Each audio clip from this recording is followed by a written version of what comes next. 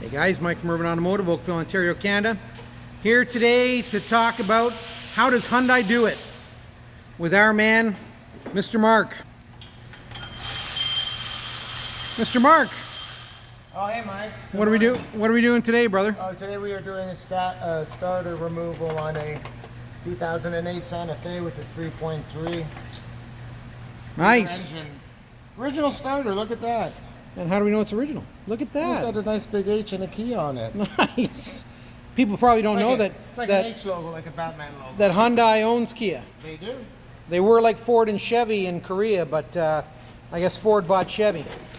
And what are we installing here? We're going to install a remanufactured CarQuest starter into it. Nice.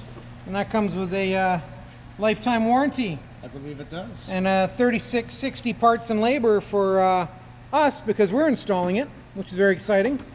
Now, this car came in with a no start, and what were the symptoms? It would just go click.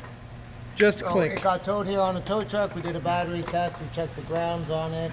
We checked to make sure we had power going to the solenoid and good voltage at the starter.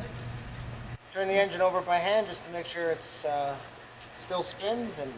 And why do we want to turn the engine over by hand?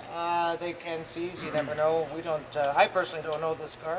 Yeah. So we just want to make sure the engine rotates before we put a starter in. It's kind of important. And then we put the starter in, put it all together, put the motor mount back, drop down the engine a bit.